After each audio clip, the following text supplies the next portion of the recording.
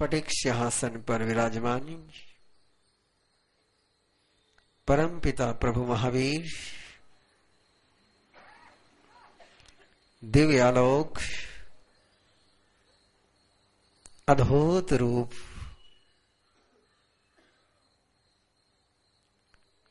जिस सौंदर्य के सामने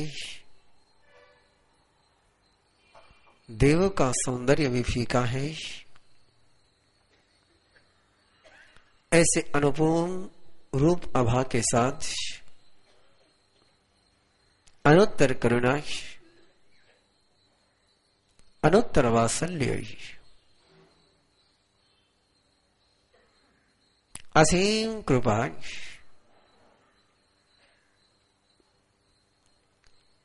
अनंत आनंद की वर्षा करते हुए परमपिता प्रभु महावीर प्रभु के कृपा पात्र बनने के लिए प्रभु के कृपा वचनों को ग्रहण करने के लिए प्रभु की कृपा दृष्टि को जीवन में प्राप्त करने के लिए दशों ही दिशाओं से समोशरण की चारों ही द्वारों से निरंतर भक्तगण अहोभाव उल्लास उमंग के साथ चले आ रहे हैं। परमात्मा के समोशरण में पहुंच परमात्मा को 3 प्रदक्षिणा करते हुए परमात्मा को वंदन कर रहे हैं।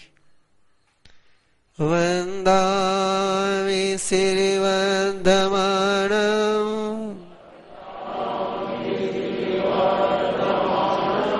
नमस्सामि श्रीवंदमानं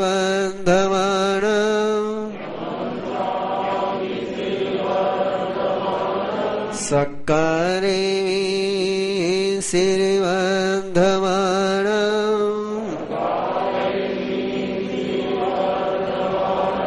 सम्मानेमि श्रीवंदमानं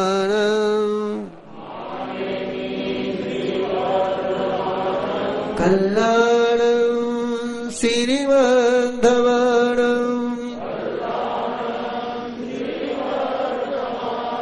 मंगलं श्रीवंदमानं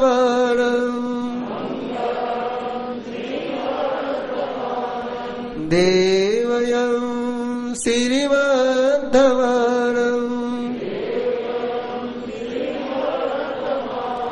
चेयं श्रीवंदमानं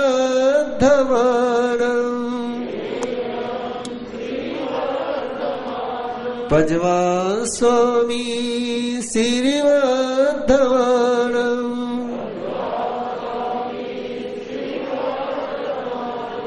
मथैर्वन्दामि श्रीवंदमानं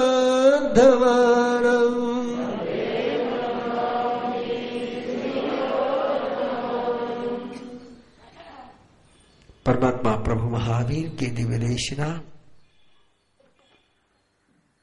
जीवन के सारे पाप का प्रक्षालन करती है।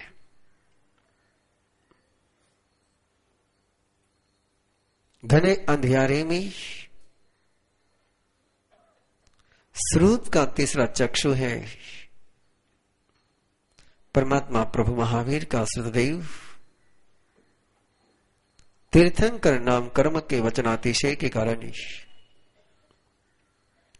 जिन दिव्याक्षरों में श्रोता की ही भाव भाषा में बोध कराने का सामर्थ्य है, ऐसे दिव्य देशना श्रोता को इस अनुभूति का इस सत्य का एहसास कराने वाली दिव्य देशना कि प्रभु नितांत मेरी ही भाषा में बोल रहे हैं। हर सुनने वाले को ऐसा ही लगता कि प्रभु मेरे ही साथ बात कर रहे हैं, मेरी ही भाषा में बात कर रहे हैं, मेरे ही भावों में बात कर रहे हैं। ऐसे दिव्य देशना और दिव्य देशना का मंगलगान आइए जिस आंगन में, जिस परिवार में, जिस संघ और समाज में परमात्मा के द्वारा प्रदत्त समाचारी का पालन नहीं होता, उस परिवार की, उस संघ की प्रमुख की क्या स्थिति बनती है। कैसी उस घर, परिवार और संघ की छत पीड़ित हो जाती है और उन पीड़ा के पलों में छत ने क्या करना चाहिए, इसका मार्गदर्शन देते हुए दिव्य देशना 27वां अध्याय पेज नंबर 106 इस आस्था और इन भावों के साथ कि हम यदि किसी छत के तले हैं तो हमारे कारण से हमारी छत को ऐसी परेशानी न हो। हम यदि कहीं छत बन करके जी रहे हैं तैसे दुष्ट बैल के समान, उद्धट बैल के समान, गली के गधे के समान परिवारजन, सहयोगी जन, अनुचर जन हमें प्राप्त न हो, हम भी न बने, हमें भी न मिले। इस आस्था के साथ आइए पेज नंबर 106 थेरे गन हरे गंगे मुनि आसी विसारये आयन गणी भावम समाहिम पड़ी संधाये वहने वह मानस कंतारम आई वतई जो ये वह मानस संसारो आई वतई खलु के जो यई विहमानो किली सई असमाहिम चवेयई तो तवो से भजई एगम ढसाई पुज एगम विदाई विखणम एगो भंजाई समीलम एगो उपह पटिवो एगो पढ़ाई पासेणम निवेशई निवजई उकुदाई उपीड़ई सड़े बाल गवी माई मुद्दे न पड़ई कुदे गचाई पड़ी माया लखे न चिट वेगे नय पहावई छिन्नाले छिंदाई भंजये जुगम सेविया सुसाइया इता उज्जोहिता खलुं का जारी सा जो जा दोषी सावी हूँ तारी सा जोइया धम्म जानम भजन्ति धी दुबला इधी गारवी एगे अत्तर सगारवे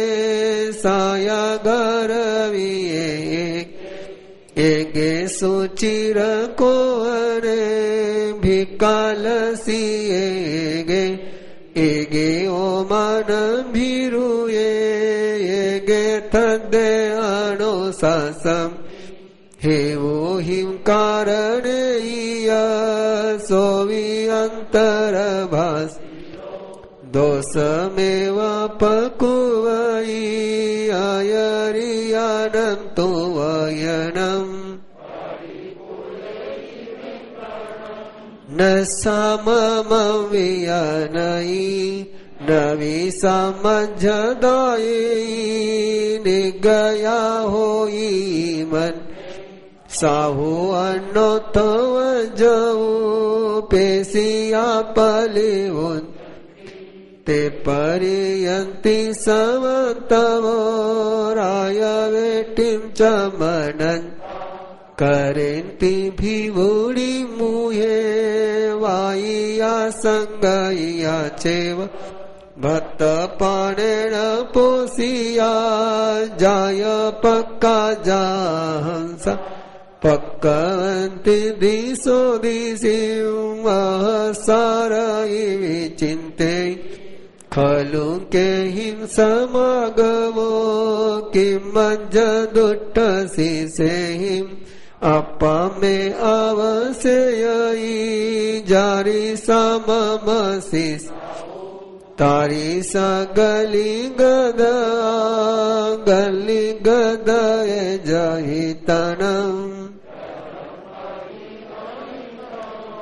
मेवो मदव संपन्नो गंभीरो सुसमाहिवो विहरई माहि महप शील भूयेनापनाति विविधि कलुंक जीव नामम 27वें अध्ययनम संपूर्णम। गर्गी नाम के आचार्य बहुत विद्वान श्रुत संपदा के धनी समाधि के साधक, उन्होंने कई शिष्यों को दीक्षा दी, शिक्षा दी, संयम के मार्ग पर चलने का संबल दिया, लेकिन विपरीत परिणाम आ गए। परमात्मा फरमाते, जैसे जंगल से गुजरते हुए, अटवी से गुजरते हुए, गाड़ी में जोते हुए बैल या घोड़े गाड़ी को भी जंगल से बाहर ले जाते, स्वयं भी जंगल से बाहर हो जाते और गाड़ी में बैठे हुए लोग भी जंगल को पार कर जाते हैं। वैसे ये संसार एक अटवी है। इस संसार अटवी को पार करने के लिए धर्म संग एक रथ है, धर्म संग एक वाहन है। इस वाहन को जोड़े हुए श्रद्धालु बैल के समान है। शिष्य, साधु, साध्वी, श्रावक, श्राविका ये बैल के समान है और वाहन को चलाने वाले सारथी के समान धर्म गुरु, धर्माचार्य है। यदि बैल सारथी के इशारे को समझ करके गाड़ी को ले चलते हैं तो उनको भी समाधि होती है, सारथी को भी समाधि मिलती है। और बैल यदि क्रोध, मान, माया, लोभ के वश होकर के विपरीत व्यवहार करे, कोई रास्ते में गिर जाए, कोई चलने से इनकार कर दे, कि उल्टे रास्ते पर चलने लग जाए, कहीं बैल परस्पर में ही अपने सींगों से लड़ने लग जाए, कोई बैल किसी गाय के पीछे दौड़ने लग जाए, कोई बैल ऐसा उछले कि गाड़ी ही टूट जाए। ऐसा ही होता है तब जब धर्म संघ में जुड़े हुए लोग, धर्मयान में जुड़े हुए शिष्य क्रोध, अहंकार, माया और लोभ के कारण ऐसा आचरण करते हैं। खलुं के जो जोयई इहम मानो के लिए सही असमाहिम च व्ययई तो से भजई। दुष्ट बैल जिस राह उनको जुड़े जाते हैं वे बैल भी परेशान होते, गाड़ी भी टूट जाती और सारथी को भी क्लेश के अलावा कुछ नहीं मिलता। सम उदाहरण है धर्म संघ के लिए कि धर्म संघ एक रथ है। नंदी सूत्र में आचार्य देवर्धिगणिक क्षमाश्रमण ने संघ को रथ की उपमा दी और रथ को जुड़े हुए साधु साध्वी और श्रावक श्राविकाएं। इस रथ के सारथी धर्मगुरु धर्माचार्य होते हैं और इस रथ का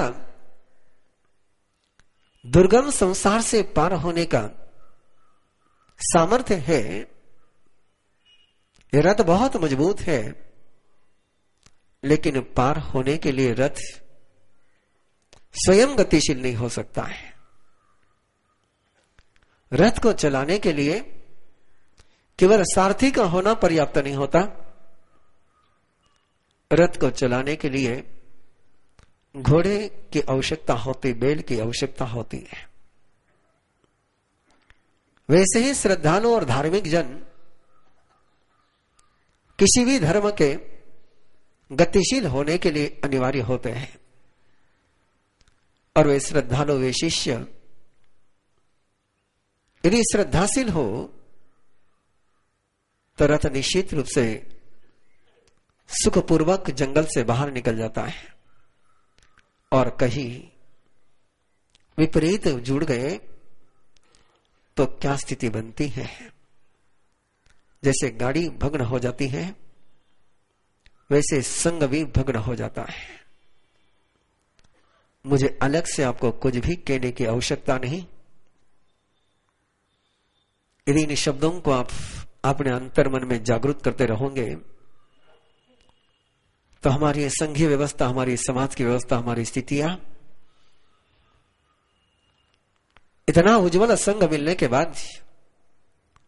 इतना कल्याणकारी संघ मिलने के बाद, जिस धर्म संघ में जन्म लेने की प्रार्थना जॉर्ज बर्नार्ड शॉ करता है कि मुझे यदि पुनर्जन्म मिले और यदि पुनः जन्म हो तो मुझे जैन कुल में जन्म मिले। इतना कल्याणकारी शासन और इतना कल्याणकारी धर्म संघ मिलने के बाद जिस गरिमा, जिस गौरव की अनुभूति स्वयं को और विश्व को होनी चाहिए, वो कराने का दायित्व हम सभी का है। और दायित्व कराने के लिए ही ये सारे अनुष्ठान संपन्न कराए जाते हैं कि हमें पता चले कि हमारे पास क्या संपदा है, हमें पता चले कि हम कितनी श्रेष्ठतम विरासत के धनी हैं।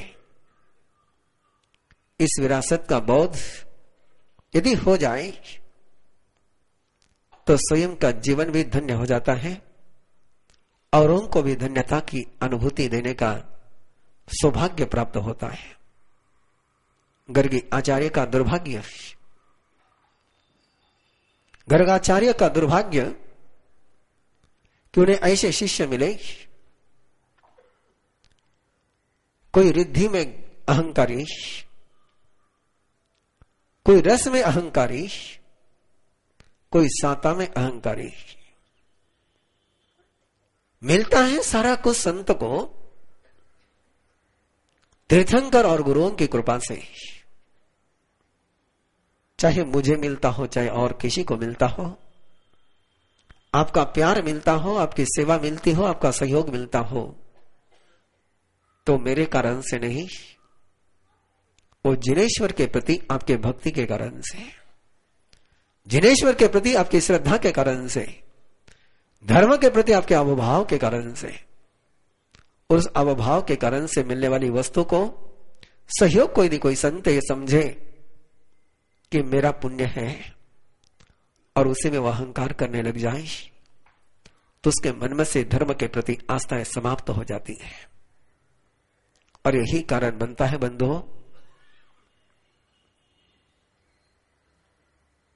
कि सहयोग जो भी मिलता है तपस्याएं जो भी होती हैं, जो भी प्रभावना होती है, वो जनता की आस्था, भक्ति और समर्पण के कारण से होती है। और इसीलिए हमारी परंपरा ये कहती है कि संत ने अपना नाम कहीं नहीं जोड़ना चाहिए। ये मर्यादाएं थी पहले कि संत अपना नाम किसी संस्था के साथ, किसी मकान के साथ, किसी आरंभ समारंभ के काम के साथ नहीं जोड़े। उसके पीछे भाव ही एक ही था कि मन में कहीं रुद्धि का गौरव ना आ जाए, कि जैसे ही रुद्धि का गौरव आ जाता है, संघ समाज के लिए भी वो दुर्दैव का पल होता है और स्वयं के लिए भी दुर्भाग्य का यात्रा प्रारंभ हो जाती है। खुली नजरों से यदि आप देखेंगे, वो धर्म संघर्ष निरंतर प्रगति के पथ पर है। जिन धर्म संघों में केवल आराध्य का ही नाम आगे रहता है, संत का नाम विस्मृति के पटल में जा रहा है, वैष्णव संत है ये। मैंने उनका अंतिम पत्र वो सिकंदराबाद में मुझे मिला था, मैंने सुरक्षित रखा था। बहुत अच्छे संत, नाम पता नहीं क्या दिमाग की डिक्शनरी में कमजोरी है, नाम याद नहीं रहते।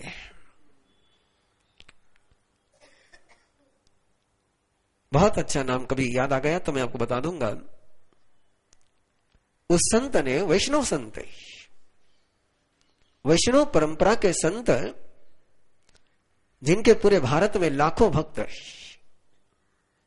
वो जब भागवत कथा करते थे तो हजारों की जनमेदनी वहां पर इकट्ठा हो जाती थी। लेकिन जिस समय उनको लगा कि मेरा अंतिम समय पास में आया है,